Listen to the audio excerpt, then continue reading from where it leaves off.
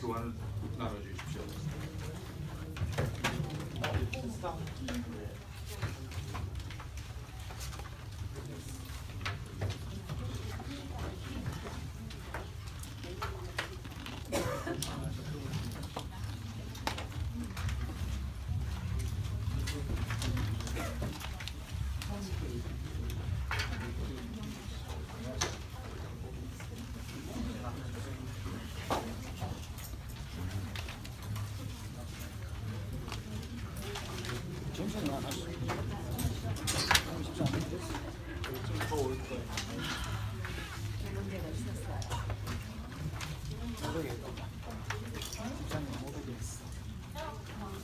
더 있어요. 두분 모자르시죠? 예. 네. 여기 남으시면 몇 개 있으세요? 전도사님 혹시 남은 거 있으세요? 없어요? 더 해야죠.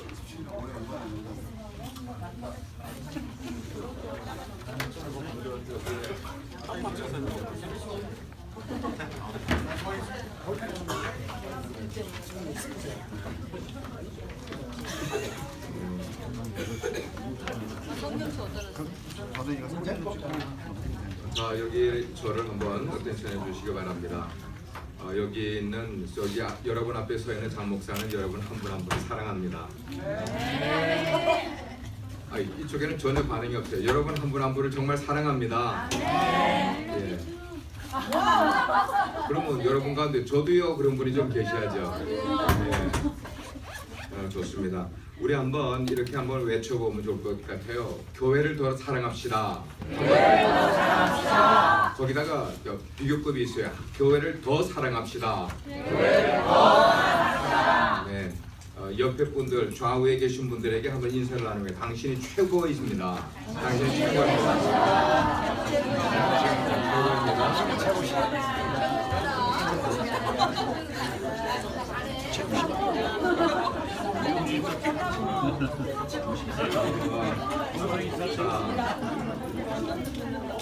저에게 제휴훈련을 이렇게 여러 해를 받아보신 분들은 제가 이렇게 강의 스타일로 쭉 하는 거를 여러분들이 익숙하게 아실 거예요. 지금 제가 쓰는 마이크가 안 들리는 분 안 계시죠? 다 잘 들리시죠? 다 잘 들리실 거예요. 다행히 제가 목소리가 많이 돌아와서 하는데 불편이 없을 것 같습니다. 제일 먼저는 여러분들이 가지신 교환에 여러분들이 이제 대학을 들어가시면은 제일 먼저 플레이스먼트 테스트를 봐요. 대학에 들어가면. 그래서 여러분들에게 한번 플레이스먼트 테스트를 한번 안 하던 건데 금년에 한번 하려고 합니다. 그래서 제일 마지막 페이지에 그 내용을 뜯으세요. 안 뜯으세요. 그냥 여러분들이 거기 넘기셔서 자 이제 딱 10분 드리는데 10분이면 충분히 답할 수 있는 시간이니까 10분 동안에 여러분들이 거기다가 답을 한번 쓰시길 바랍니다. 자 시작.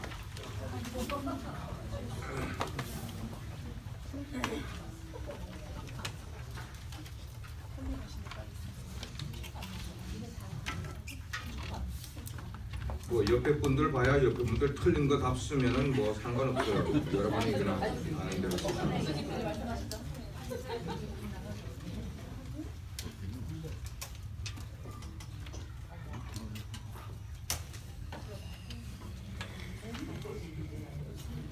모르는 거 가지고 고민하지 마시고 아는 것부터 쓰세요.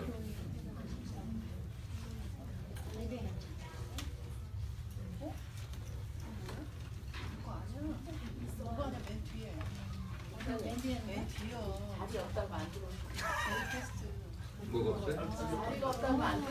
자리가 여기 아주 많이 있어요. 쑥스러워져. 그러니까 일찍 오면은 자기 자리 찾는데 늦게 오니까.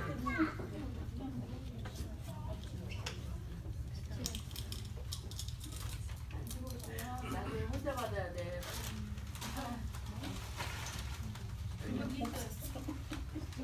오세요. 아니야, 여기 있어요, 진짜님. 오세요.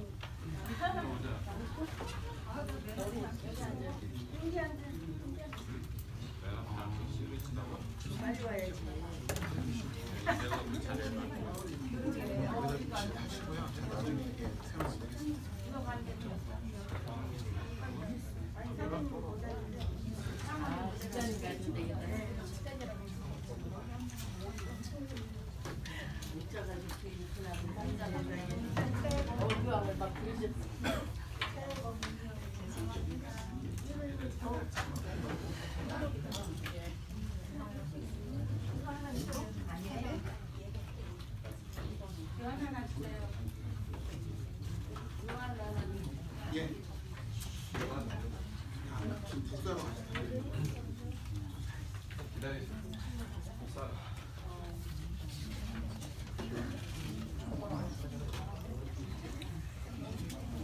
옷이 틀린데요.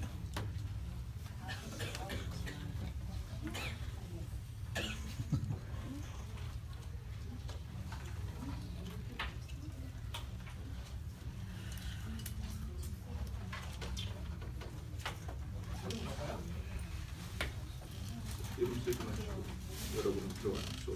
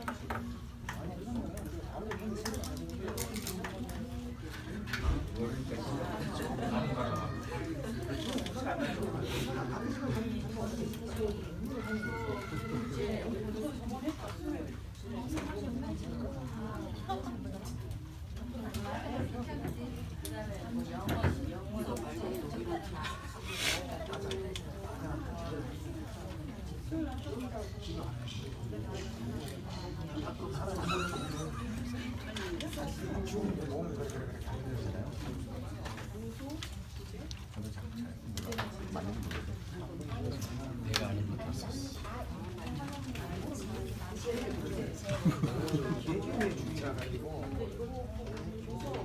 답을 쓰신 분들은 그냥 말씀하지 마시고 조용히 좀 계셔 주시기 바랍니다.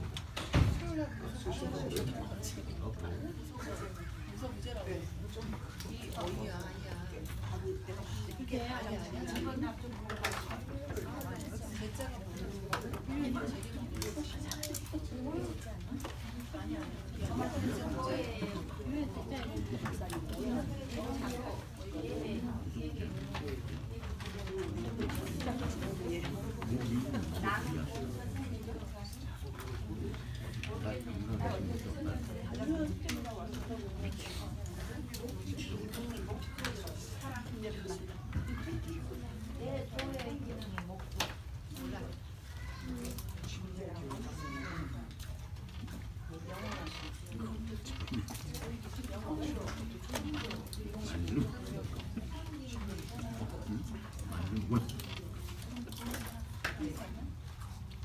오케이, 여러분들이 그만큼만 하시고 여러분들 가지신 교환을 뭐 옆에 분들하고 한번 체크를 한번 할까요? 그게 그걸 것 같아요? 연결될 것 같아요. 여기를 제가 써야 되겠어서 제가 여기다가 쓸 텐데 여러분 교회가 무엇인가 그냥 그 교육으로만 생각하지 마시고 우리 전체 우리 그리스도인의 삶과 연관된 교회가 무엇인가. 첫 번째로 교회는 그리스도의 몸이라고 그랬어요. 그리스도의 몸. 그런데 그리스도의 몸이라고 하는 것은 다른 말로 표현하면 지체를 의미하는 거예요. 우리 한 사람 한 사람들이 그리스도의 몸의 한 지체를 담당하고 이게 좀 에코가 없어지게끔 지체라는 것은 모든 한 사람 한 사람들이 그리스도의 몸으로서 어떤 부분을 담당하고 있다는 겁니다. 맞습니까? 이해가 되십니까? 예, 그러면은 몸을 담당하고 있는 그 몸의 한 지체가 각자의 역할을 다 해야 그 몸은 잘 건강하게 생활하게 돼 있어요. 예. 그래서 그리스도는 몸에 누구가 되시는 거예요? 머리가 되신단 말이에요. 그래서 몸은 그리스도의 지시를 받게 돼 있어요. 머리의 지시를 받게 돼 있어요. 그래서 몸이 자기 마음대로 하게 되면 머리의 지시를 받지 않으면은 그건 정상적인 몸이 아닌 겁니다. 머리가 지시하는 대로 그냥 움직여줘야 돼요. 손도 발도 우리 눈도 그렇고 전부 다 그렇게. 그래서 어느 한 지체도 부족함이 없는 그런 몸을 구성하고 있을 때 그 몸은 교회는 건강한 몸이 될 수 있다는 거예요. 그래서 벽돌로도 비교를 했고 여러 가지로 비교를 많이 했어요. 그리고 그 지체들이 하나하나가 떨어져 있는 지체가 되면 어떻게 됩니까? 그건 불구자예요. 예. 다 연결이 되어 있다는 겁니다. 그러니까 여러분 한 분 한 분들이 우리 교회 재직으로서 그리스도의 몸을 이루고 한 분 한 분들이 다 연결이 되어 있는 거예요. 영적으로도 연결되어 있고 관계적으로도 연결이 되어 있어요. 그래서 처음에는 몸에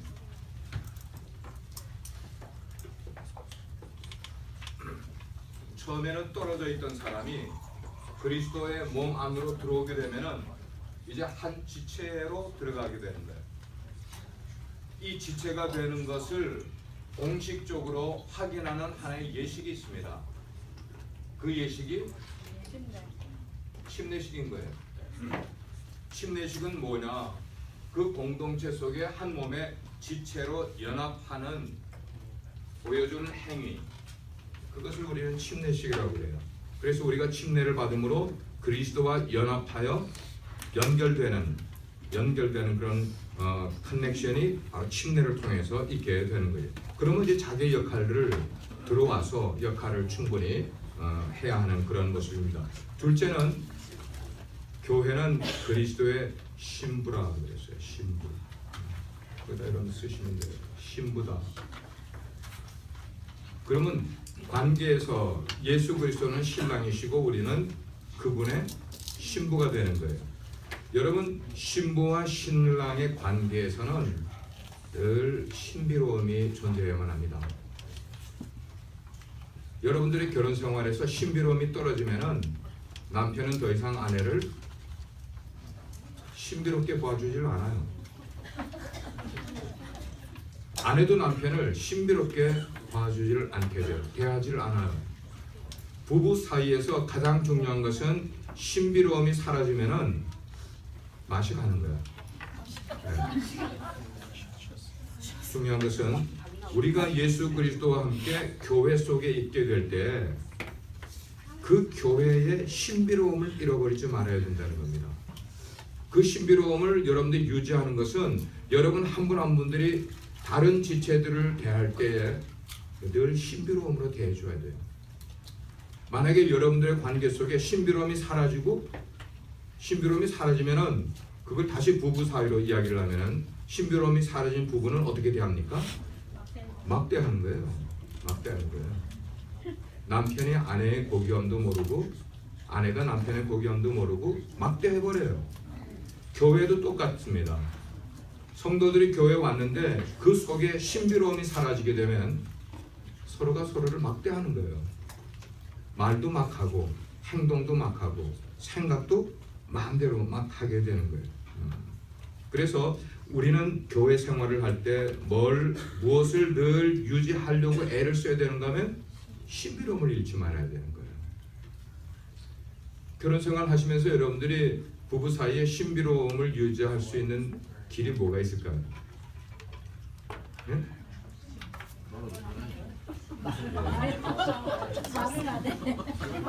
지금 말로 되는 건 아니야. 신비로움을 유지할 수 있는 길은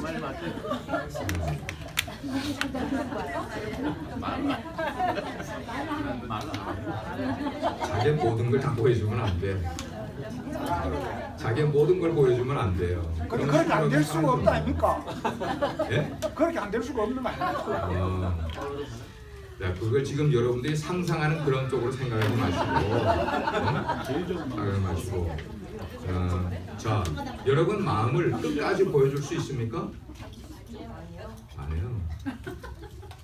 여러분들이 결혼 생활 20년을 하셨어도 남편이 아내 속에 정말 숨겨진 거 다 알 수 있어요, 없어요? 아내가 남편 속에 숨겨진 거 몰라요. 자, 어느 정도까지는 그렇게 신비로움을 유지하면서 가야 이것이 교회 속에서 건강한 교회 공동체를 이루어갈 수 있게 되는 거예요. 세 번째는 교회는 성령의 전이라고 했어요. 성령의 전. 성령의 전이기 때문에 전이라는 것은 하우스예요. 하우스 오브 홀리 스피릿이에요.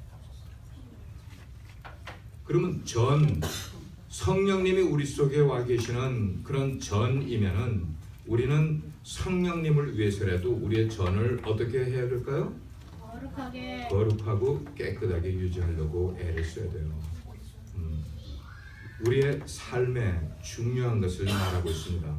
우리는 성령의 전이면은 성령의 전답게 성령님이 우리 속에 계시기 때문에 그 성령님을 거역하고 성령님이 싫어하는 그런 것들을 우리의 행동과 우리의 육체 속에 행해도 안 되고 집어넣어도 안 되고 그런 것을 늘 거룩하고 순결한 것을 유지하기 위해서 애를 써야 돼요. 그 다음에 교회는 진리의 기둥과 터라고 이야기를 하고 있어요. 진리의 기둥과 터다. 그래서 우리가 교회를 다니면서 하나님의 말씀을 우리의 삶의 기본으로 하지 않으면 그건 절대 교회로서의 역할을 할 수가 없어요. 교회는 오래 다녔는데 하나님의 말씀이 전혀 내 속에 있지 않다.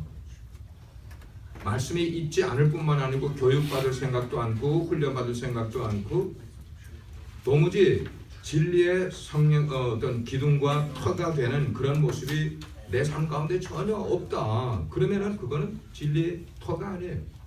진리의 기둥과 터가 될 수가 없어요. 그래서 우리의 신앙생활은 늘 교회 속에서 하되 그 교회 속에서 하는 것은 하나님의 말씀이 나를 이끌어가는 삶을 살도록 늘 말씀과 더불어 말씀을 듣기도 하고 읽기도 하고 묵상하기도 하고 공부하기도 하고 계속 말씀과 함께 나가는 삶이 되면 그 사람은 세상에 어떤 것이 가치관이 내 속에 들어오려고 해도 들어올 수가 없는 거야. 이미 하나님의 진리로 내 가치관이 완전히 셋업되어 있기 때문에 세상의 가치관이 들어올 수가 없어요. 세상이 아무리 혼동스럽고 요란하다 할지라도 우린 거기에 현혹될 이유가 없다는 거예요. 예. 그래서 우리 침례교회 특성 가운데 하나가 정교분리예요. 정교분리. 뭐예요? 정교분리. 예. 그것은 우리 교회는 정보와 그러니까 정치와 이렇게 분리된 것이다. 정치와 분리됐다. 그것을 우리가 늘 생각을 하게 되면은 세상 지도자들을 위해서 우리가 기도를 해야 되고 설사 내가 원하는 지도자가 뽑히지 않아서도 우리는 그를 위해 기도해야 될 책임이 우리 가운데 있고 나라를 위해서 안녕과 질서를 위해서 늘 우리는 기도해야 될 이유가 있는 것이 우리에게 그런 사명을 주셨기 때문이라는 겁니다. 여러분들에게 한 가지 질문할 것은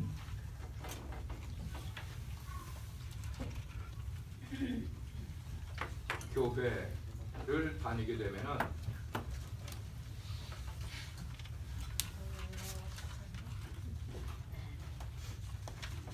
잘한다라는 의미를 여러분께 한번 단어를 드리겠어요. 잘한다, 잘해야 한다.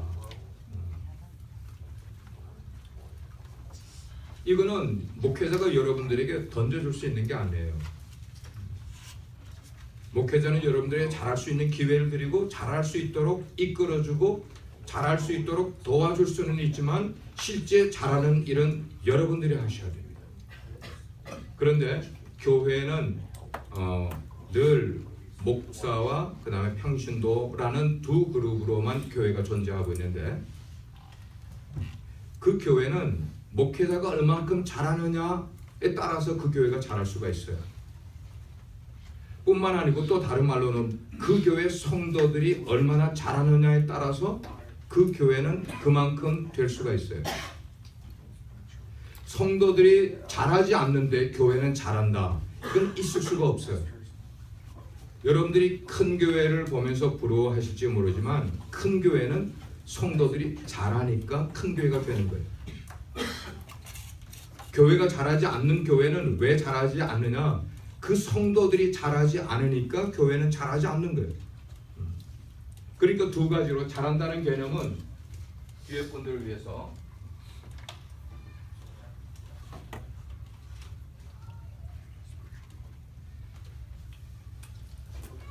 목회자도 계속해서 잘하는 목회자는 교회가 잘하게 돼 있고 성도들이 계속해서 잘하는 교회는 교회가 잘하게 돼 있어요.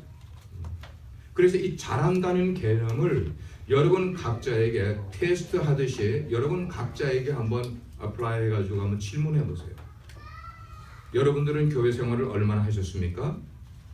여러분들 나름대로 1년 한 분들 아마 여기에 1년 한 분들은 거의 계시지 않을 거예요. at least 3년 이상 되셨어요. 5년, 10년, 어떤 분은 30년, 어떤 분은 50년 하신 분도 여러분 가운데 계실 거예요. 그러면 상대적으로 질문이 뭐냐면 그렇게 오랫동안 교회를 다니는 나는 얼마큼 잘하느냐 하는 거예요. 얼마큼 잘하느냐.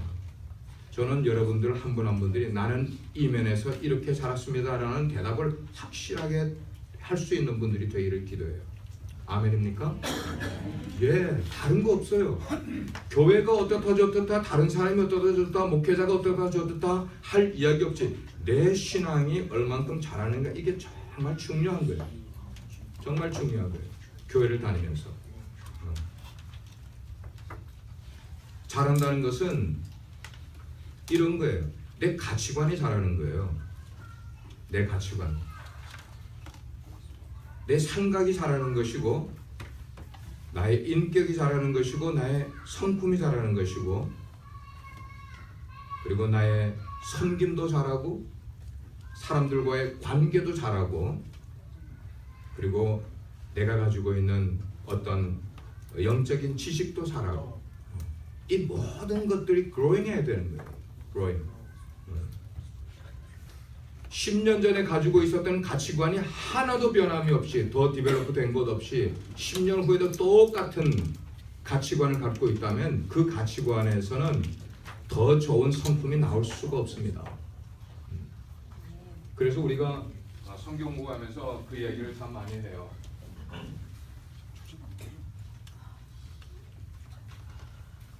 새로운 정보가 내 생각 속에 들어가면은 내 생각이 어떻게 돼요? 변해요. 내 생각, 내가 전에 가지고 있던 생각에서 새로운 정보가 들어가기 전에는 내 생각은 변하지가 않습니다. 여러분 어떤 인생을 보면은 그분은 50년을 살았는데도 생각이 예전하고 똑같은 분, 그런 분 보면은 썸찌돼요, 썸찌돼.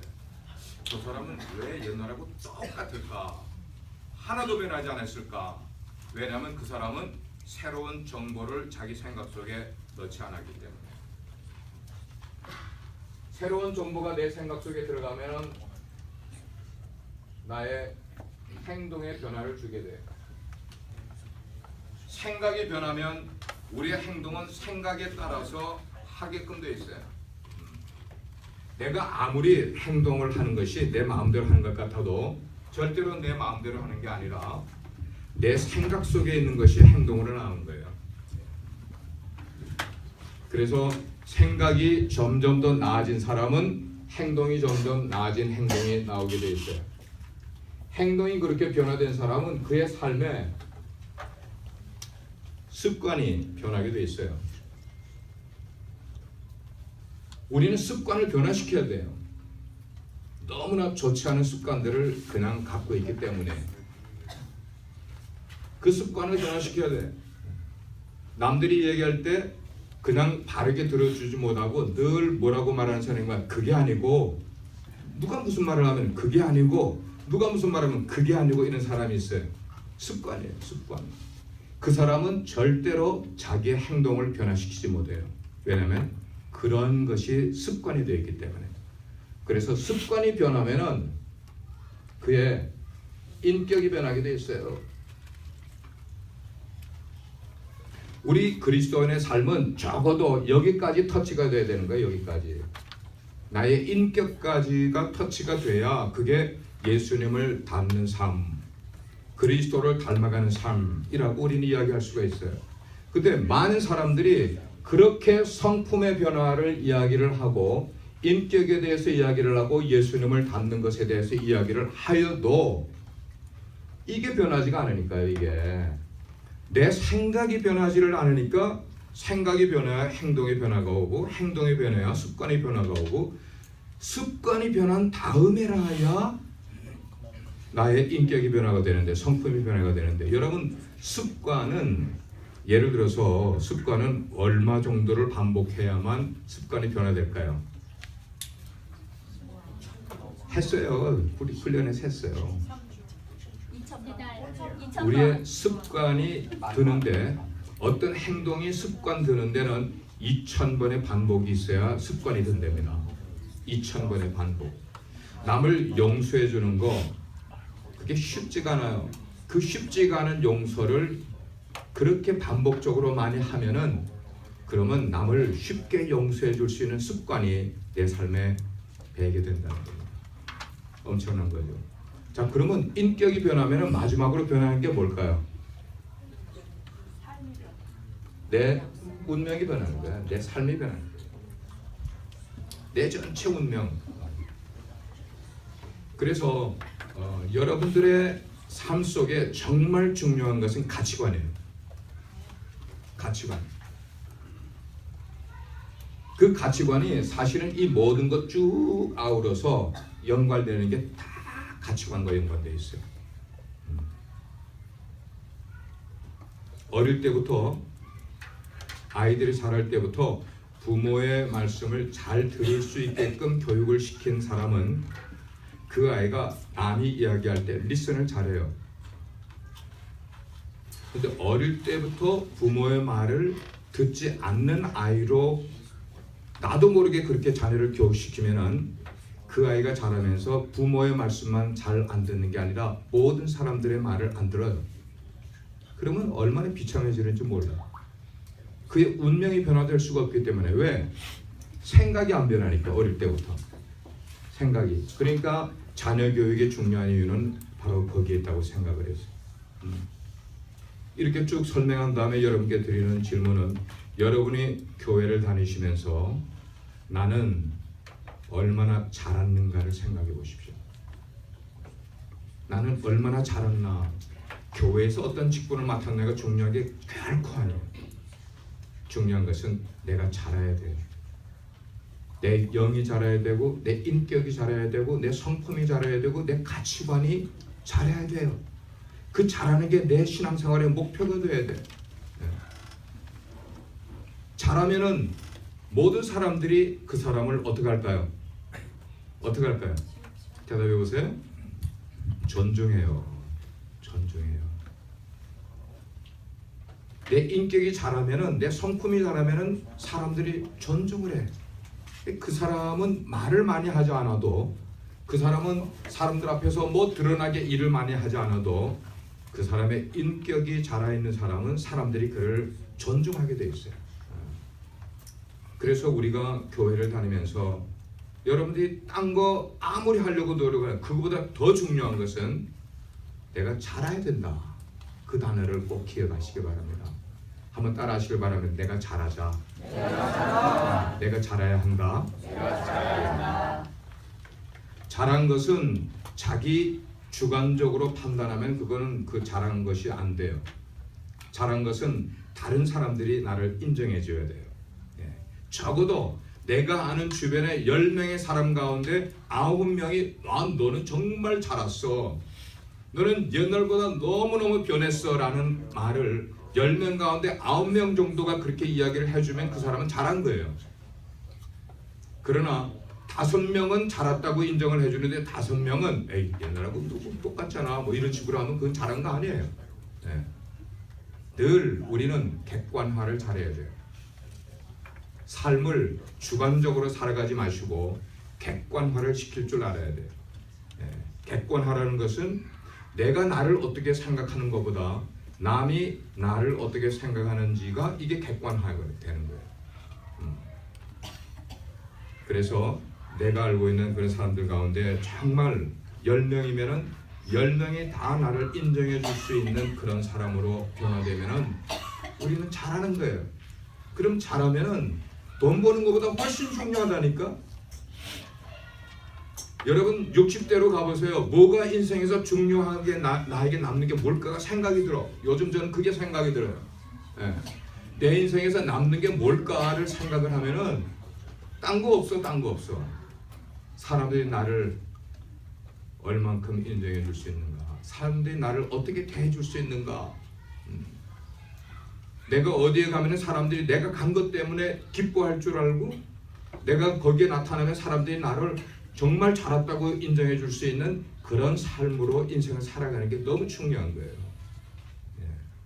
근데 그렇게 보이려고 일부러 그렇게 살아가지 않아도 내 인격이 자라게 되면은, 내 습관이 그렇게 자라게 되면 그게 된다는 거예요.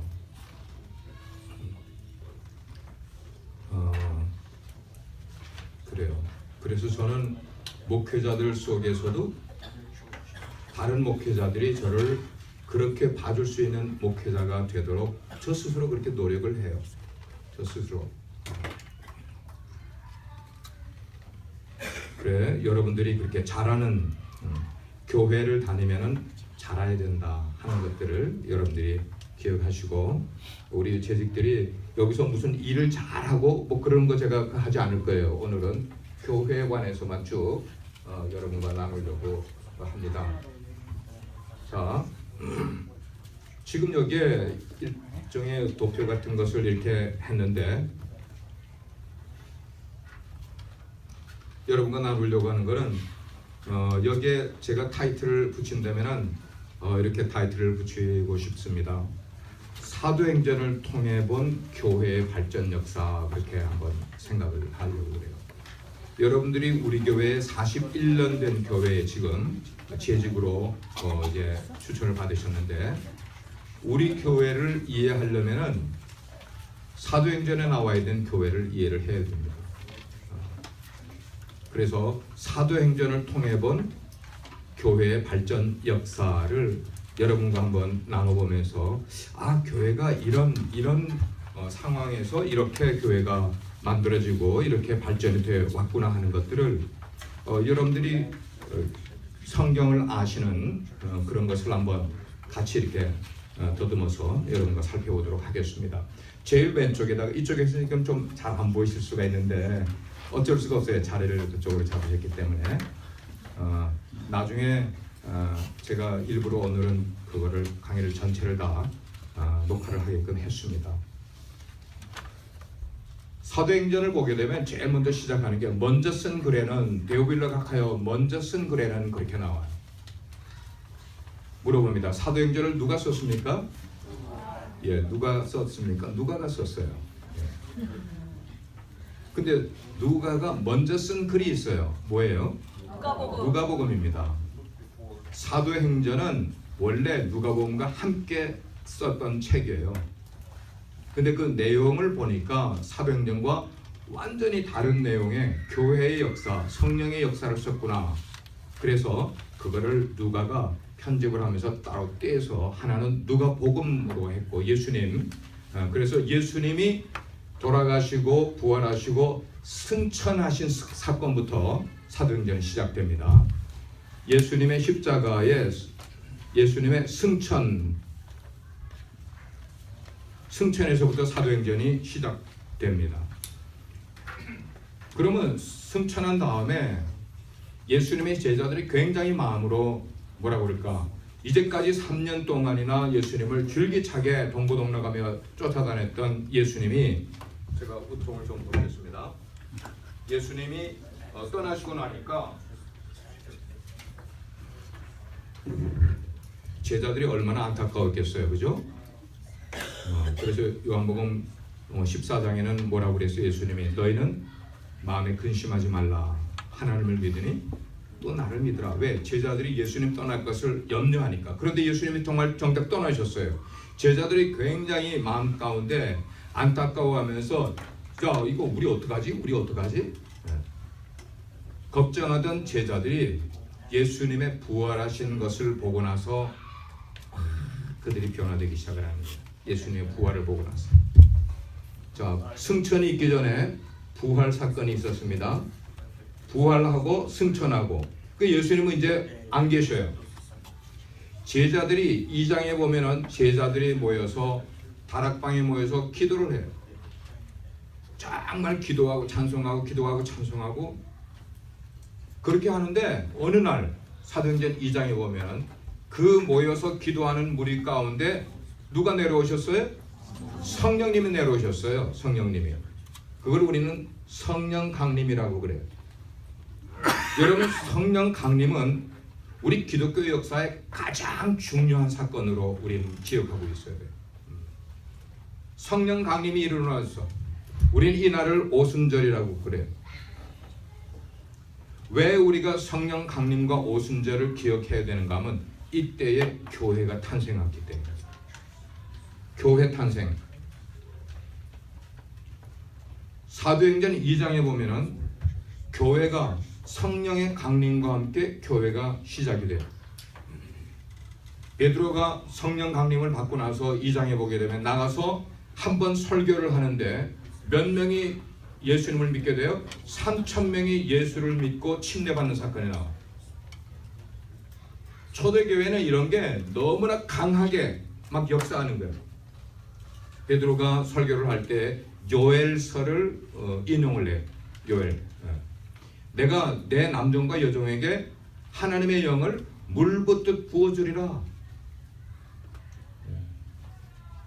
그러면서 이제 성령 받은 사람들이 방언을 하기 시작을 하는데 그 방언이 분명히 갈릴리 사람들이 모여서 지금 기도회를 하고 있는데 그 사람들이 갈릴리 방언으로 이야기를 해야 되는데 방언 나오는 걸 보니까 로마 사람이 들을 때는 로마 말이 나오고 마게도냐 사람들이 들을 때는 마게도냐 말이 나오고 구레네 사람들이 들을 때는 구레네 말이 나오는 거예요. 분명히 그 사람들은 갈릴리 사람들인데 사람들이 깜짝 놀라는 거예요. 저 사람은 분명히 갈릴리 사람이여건을 어찌하여 우리 출신 말들이 나오냐 이거예요. 그게 뭐였어요? 방언이었어요. 방언. 그 말은 초대교회에 일어났던 방언은 우리가 지금 방언 기도할 때 말하는 그 헤븐리 랭귀지라는 그런 랭귀지가 아니라 실제 있었던 랭귀지를 했다는 거예요. 놀랍죠? 놀라워요. 놀라워요. 그게 사도행전 2장에 기록된 거예요.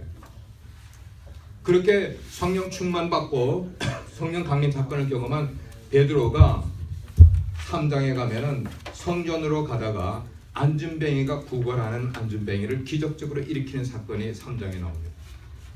베드로가 뭐라고 얘기했어요? 내가 너에게 줄 금과 은은 없지만 내가 너에게 줄 게 하나 있어. 뭐예요? 나사렛 예수의 이름으로 명하노니 너는 일어나 걸으라. 그 한마디에 그냥 안진뱅이가 일어나는 사건이에요. 사도행전은 자 여기 지금 사도행전이라고 썼어요. 이거를 다른 말로 표현하면은 뭐예요? 성령행전이에요. 그리고 이거는 다른 말로 표현하면 교회 역사예요. 교회 역사. 사도행전. 그래서 오늘날의 교회를 이해하려면은 사도행전의 교회 역사를 우리는 이해를 해야 돼요. 그래서 3장에는 베드로의 기적 사건이 있었어요. 그 다음에 4장으로 넘어가게 되면은 예수님이 예루살렘 공회에 출두를 해서 일어난 사건에 대한 경위를 설명을 합니다. 그리고 4장에는 유명한 모든 사람들의 예루살렘 교회들이 가난하고 부자고 할 것 없이 자기의 물건들을 다 교회로 가지고 와서 어떤 사건이 일어납니까? 통용하는 사건이 일어나요. 통용하는 사건. 이게 공산주의의 시작이야. 오늘로 말하면 막스가 그 사도행전 4장에서 공산주의의 그 아이디어를 찾은 거예요. 그래서 통용하는 사건이 여기서 일어나. 물건을 통용하는. 그러나 공산주의는 20세기에 시작을 했다가 70년 만에 공산주의는 완전히 무너지게 된 걸 우리는 보게 돼요. 5장에 가면은 아나니아와 삽비라 이야기가 나옵니다. 4장 마지막에 가면은 바나바가 성령의 은혜를 받고 자기 밭을 팔아서 교회 앞에 베드로 앞에 내요. 그러니까 많은 사람들이 바나바를 굉장히 존경하고 우러러보게 되니까 시기, 자 이제 교회 속에서의 시기라는 단어가 나오는데 남들에게 존경받는 것을 시기하는 아나니아와 삽비라라는 부부가 자기들도 사람들에게 임의적으로 존경과 칭찬받기를 원했어요. 그래서 자기네 집을 팔았어요. 팔아서 그 판 것을 베드로 앞에 가지고 가다가 마음이 변한 거예요. 베드로의 말씀에 의하면은 왜 네 속에 사탄이 들어갔느냐 그랬어요. 예, 마음이 그렇게 변한 건 사탄이 들어간 거예요. 그래서 베드로 앞에 절반만 바치고 절반을 숨겨놨다가 아나니아 삽비라가 그 자리에서 즉사하죠. 참 보면은 교회 역사 가운데는 이런 그 불용한 그런 일도 일어난 것을 보게 돼요. 하나님의 말씀을 속이고 하는 일들이 일어났을 때는 거기서 죽음이 따르게 되는 그런 모습도 보게 됩니다. 자, 이렇게 가면서 교회가 굉장히 성장을 하기 시작을 합니다. 시작된 교회가 6장까지 가면서 엄청난 교회 성장이 일어나게 돼요. 그러면 교회 성장이 이루게 되면은 뭐가 따르는가? 늘 성장이 좋은 것만은 아닌 게 이전에 없던 문제가 발생하기 시작한다는 겁니다. 사람들이 많이 모이기 시작을 하면은 그 많이 모인 사람들 가운데 문제도 함께 들어오는 거예요. 여러분 오늘날 미국이 19세기의 미국은 이런 일이 상상도 하지를 못했어요. 왜냐하면 청교도의 영향을 받아서 이민 왔던 사람들이 여기서 신앙으로만 나갈 때는 미국이 이렇게 난잡한 나라가 아니었어요, 결코. 그런데 수많은 이민자들이 자기의 문화와 자기의 죄악된 것을 그대로 가지고 미국으로 돌아와서 미국에서 보따리를 다 풀어놓으니까 사실은 이민자들 때문에 그런 거야. 이민자들 때문에. 완전히 미국은 멜팅 팟이 돼서 나쁜 거, 우상 이런 것들 다 가지고 들어와서 이제는 기독교 나라가 아니고 뭐 무슨 나라인지도 몰라. 점점 더 이렇게 어두워져 가고 있어요. 교회가 이렇게 성장을 할 때는 너무나 좋았는데 성장 이후에 문제가 들어오기 시작을 하는데 그 문제가 뭐냐면 구제의 문제였었습니다. 자, 그 부분에 대해서 한번 우리 문준호 집사님 한번 설명을 한번 해주실래요? 교회에 일어났던 문제. 헬라파 유대인 가부들과 히브리파 유대인 가부들 사이에 그 물건 나눠주 구제하는 거에 있어서 차별을 두어서 생기는 문제로 알고 있습니다.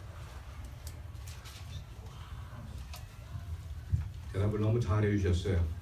누가 누구를 차별했습니까? 히브리 유대인 헬라파 유대인 가부들을 차별해요. 네, 차별. 교회 속에 차별이라는 단어가 나옵니다. 아까는 시기가 나왔습니다. 이젠 차별이라는 단어가 나왔어요. 차별. 이게 다 지금 여러분 제주 훈련이에요. 아직까지는 유대인 공동체가 차별을 해결할 만큼 성숙된 공동체가 못 됐었어요. 그래서 히브리파 유대인들이 아무래도 예루살렘 쪽에 살던 사람이었기 때문에 이방에서 살다가 들어왔던 헬라파 유대인들을 차별을 하는 거예요. 그래서 구제의 대상에서 제외시키고 아니면 먼저 히브리파 유대인들을 구제 대상으로 놓고 하는 이런 것들이 일어나게 되면서 교회에서 쑥덕쑥덕 문제들이 발생하게 됩니다. 사람들이 많이 모이면은 문제가 발생해요. 자, 그럴 때 그 문제를 해결하기 위해서 사도들이 의논을 하다가 보니까 이제 이래서는 안 되겠다. 왜? 우리는 말씀과 기도하는 일에만 좀 전무할 수 있는 일을 우리가 하고 나머지 구제와 교회 행정에 관한 이런 일들은 교회의 리더들을 뽑아서 그 사람들에게 그 일을 맡기자 해서 그들이 누구를 선출하게 됩니까? 집사를 선출하게 됩니다. 이게 6장의 이야기입니다. 집사 선출. 자, 여기 지금 제가 동그라미 해놓은 게 중요한 것들인데 성령 강림 사건이 너무나 중요했고 그 다음에는 집사 선출이 중요했어요. 교회의 집사 선출이 너무나 중요했어요. 집사를 세우게 되는 거예요. 그러면 여러분께 질문해 볼게요. 집사라는 단어가 가지고 있는 의미가 뭡니까? 예? 일꾼. 예, 일꾼이라는 단어도 설명이 되겠어요. 집사라는 단어 여기 여러분들의 보면은 교환하고 지금 여러분들 교환해 보면은 디아코노스라는 단어가 나옵니다. 디아코노스.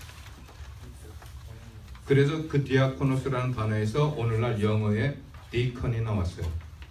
디컨. 그래서 여러분들 그걸 보시면은 집사의 기원, 집사의 단어는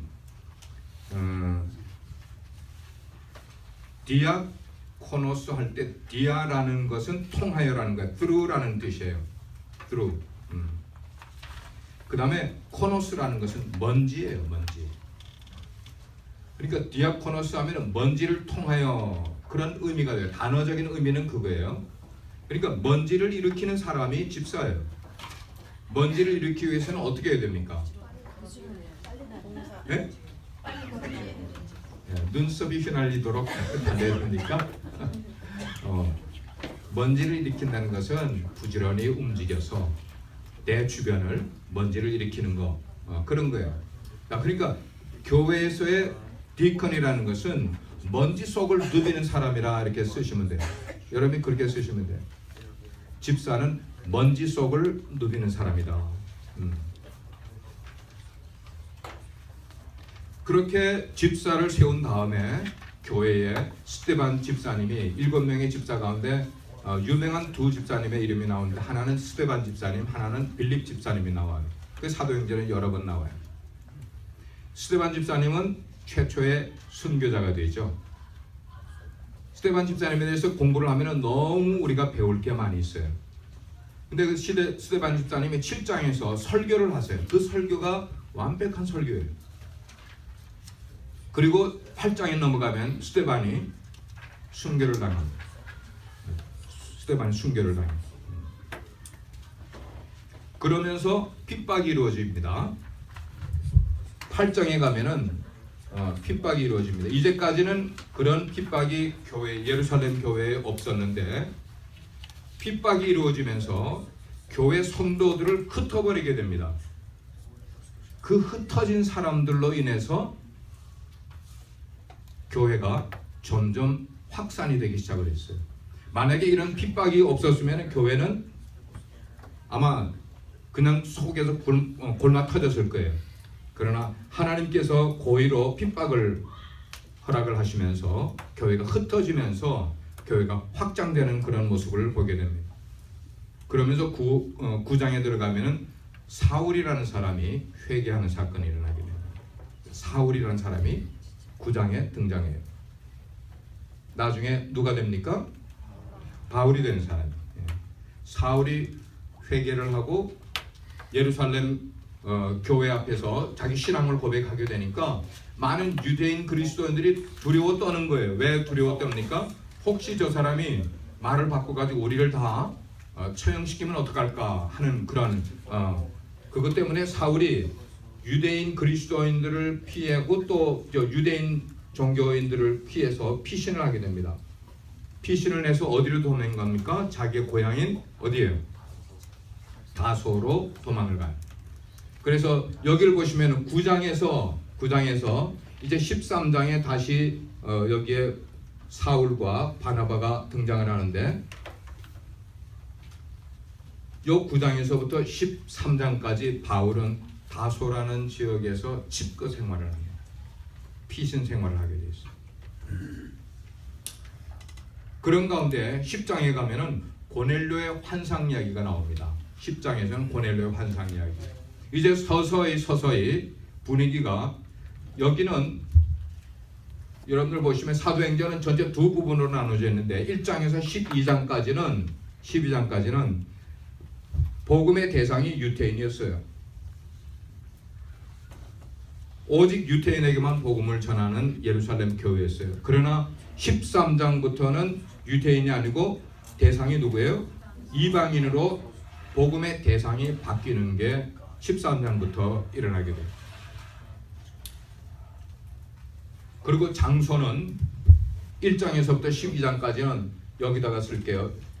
그 장소가 예루살렘에서 이루어집니다.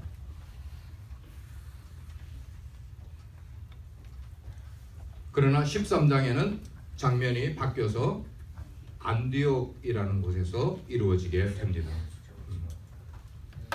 그리고 안디옥에서부터 점차 사도행전 28장으로 가면서 세계로 복음의 범위가 넓어지게 되고, 복음의 대상도 여기는 유대인으로부터 이방인으로 바뀌고, 이방인에서부터 온 세계인으로 복음이 확장되는 것을 우리는 보게 돼요.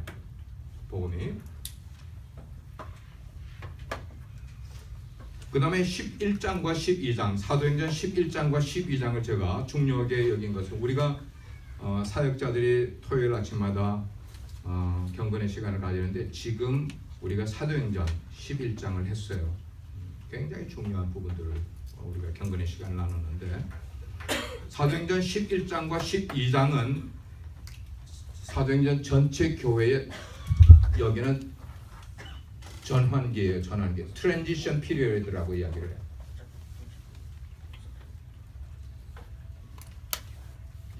왜냐하면 11장에 처음으로 안디옥 교회 이야기가 나옵니다. 안디옥 교회 이야기가 나와요. 베드로가 환상을 봐요.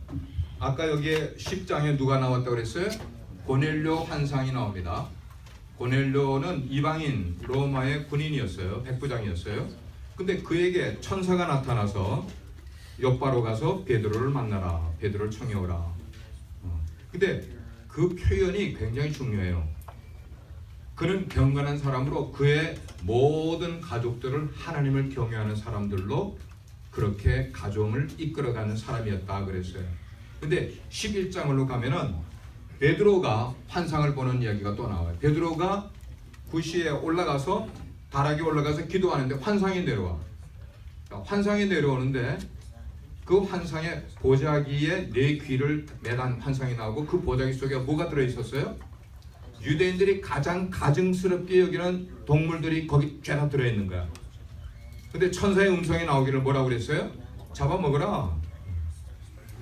베드로는 깜짝 놀랐죠. 왜? 자기는 유대인이고 그런 걸 한 번도 먹지도 않고 가까이 하지도 않았었는데 그걸 먹으라니. 못 먹습니다. 그러니까 하나님이 뭐라고 말씀했어요? 내가 먹으라 한 것을 네가 안 먹을래?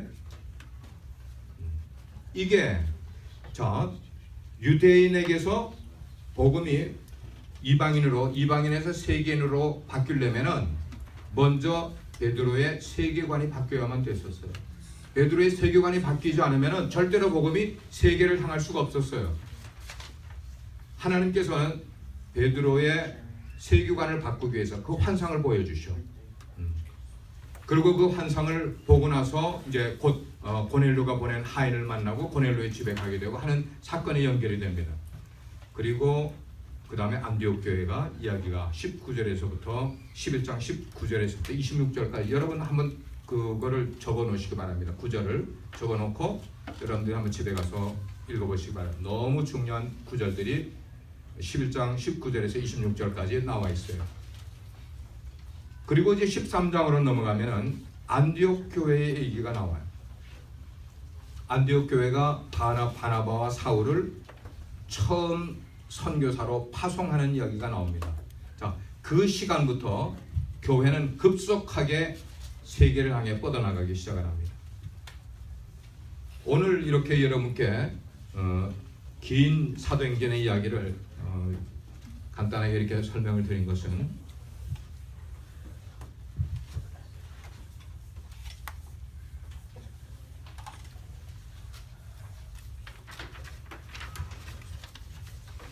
우리 교회의 역사를 잠깐 여러분께 설명드리려고 그래요.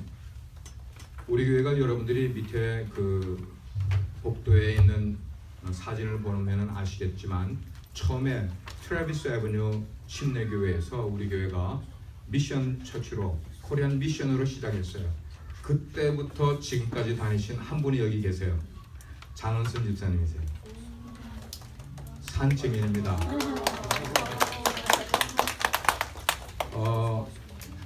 우리 교회에 40년 계셨어요. 여러분 40년 인생이 쉽습니까? 우리 교회에 살아계신 역사예요. 그런데 그 트래비스 교회에서는 우리가 교육관 룸 하나를 빌려서 예배를 드렸어요. 그러다가 우리 아이들이 너무 요란하잖아, 그죠? 뭐 별때 다 쫓아다니고 베란다에까지 올라가서 미국 성도들이 깜짝깜짝 놀라는 거예요. 왜냐면 미국 아이들은 베란다에 못 올라가게 하면은 안 올라가. 근데 우리 아이들은 베란다에 막 나타나는 거야. 그리고 거기서 막 이렇게 내려다보면 떨어지면 어떡하게? 그러니까 목사님이 계속 불려가서 찐밥 먹고 그렇게 지냈어요. 그러다가 조그만 교회를 하나 사서 나왔어요. 근데 제가 20년 됐을 때 그 교회 갔거든요. 부임을 했거든요. 근데 20년 됐는데 여전히 우리 교회는 트래비스 애버뉴 교회 미션 처치였어요. 20년 동안. 한번 생각해 보세요. 트래비스 교회 미션 처치였어요. 제가 그 교회에 가서 1년이 지나고 우리 교회가 코리안 베프티스트 처치로 독립을 했어요. 그리고 가서 4개월 만에 교회를 옮겨야 되겠다는 기도 가운데 교회를 옮겨야 되겠다. 이 히스패닉 동네 속에서는 교회가 그로잉할 수가 없다. 그래서 처음으로 기도를 하면서 교회 앞에다가 종잣돈이라고 교회 헌금을 했어요. 저희가 아틀란타에 가서 교회를 개척하려고 가지고 있었던 그 돈이 좀 있어서 그걸 교회에다가 다 헌금을 했습니다. 그래서 교회에다가 교회 이전에 대한 건축원금 작정을 처음으로 시작을 했고 교회가 여러분들이 보시면 두 번째 큰 교회 락우드에 있는 교회로 이사를 갔어요. 그때 이사를 갔을 때는 우리가 너무너무 기뻤어요. 여러분 교회를 사서 옮기는 것의 기쁨을 여러분들 한번 느껴보셔야 돼요. 조그만 데 있다가 예를 들어서 여러분들이 아파트 2베드룸에 셋방살이 하다가 4베드룸 하우스를 사서 이사 갔다고 생각하시면 돼요. 그때 어땠어요 여러분 기분이? 네? 예, 얼마 동안인가?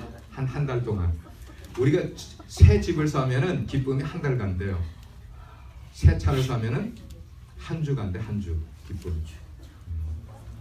그래서 우리가 거기에 이사 가서 참 하나님의 은혜를 많이 경험을 하고 그 다음에 또 10년 만에 기도하는 가운데 이쪽으로 이사를 와서 지금 8년이 됐습니다.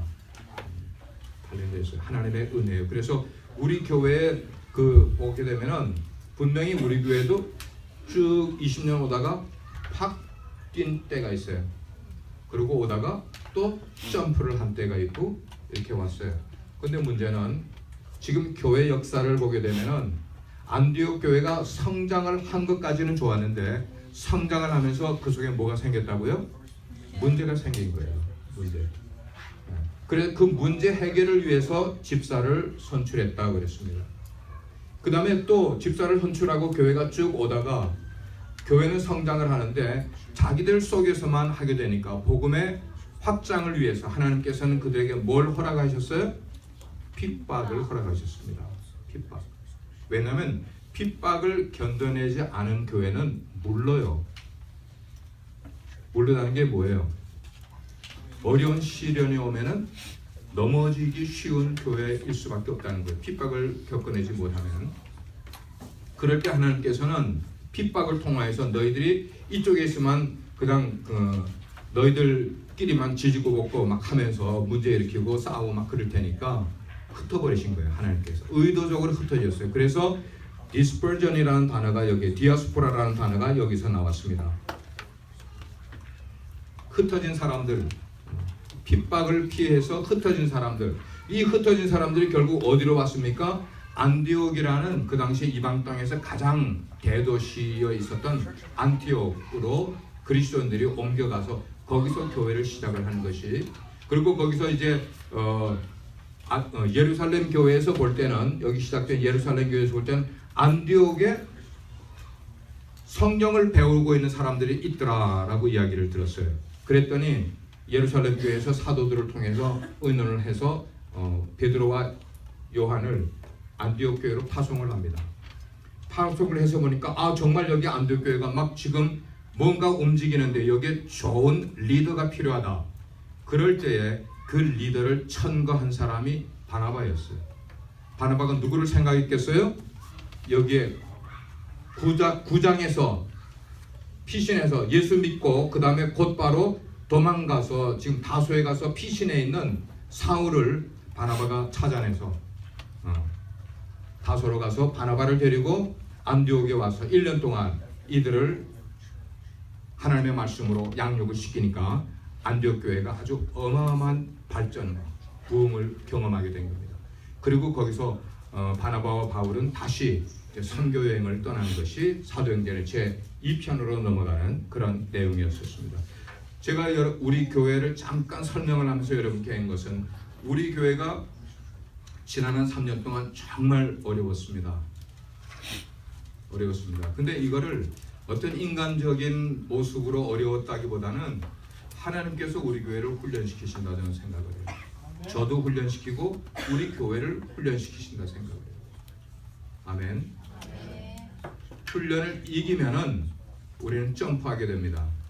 그리고 훈련에서 이렇게 시련을 겪으면서 어려워졌던 것들을 우리가 이해를 하기 때문에 다음에 이런 문제가 생길 때는 우리로 대비하게 만들어 주실 거예요. 아마 쭉 지난 한 10년 동안 우리 교회를 다니신 분들은 지금과 같은 그런 경우를 한 번도 경험한 적이 없었어요. 그 어간에 우리 교회 들어오신 분들은 분위기 파악하시느라고 굉장히 어려우셨을 거예요. 왜 이렇지? 분위기 파악하느라고. 솔직히 저도 그렇게 인정을 해요. 그래서 다음 주 설교 때는 내가 그 얘기를 조금 여러분께 하려고 준비를 해놨다가 아직 설교를 다 마무리하지는 않았습니다만은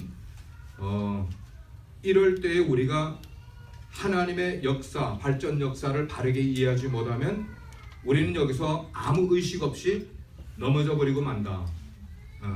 넘어지면 뭐예요? 그냥 가버리는 거예요. 자, 이런 데서 우리를 어떻게 처신을 해야 되느냐? 그럼 하나님이 시간이 지나면 우리를 다시 그냥 자연스럽게 일으켜 주시는 거, 저는 절대로 그렇게 생각지 않으세요. 하나님이 우리 교회에 시련을 주실 때는 우리로 하여금 연단 받으라고 주시는 거라고 생각해요. 그 연단 가운데 우리가 깨달아야 된다고. 깨닫고 우리 속에서 어떤 리액션이 하나님께로 나와야 되는지를 하나님은 기대하고 계실 거예요. 예. 자, 거기에서 우리가 같이 내년 재직이 되실 여러분들이 같이 나간다 생각을 하시면서 한번 힘을 모아 보시길 바랍니다. 아멘. 예. 여기서 한 10분 브레이크하고 하도록 하겠습니다. 10분 브레이크.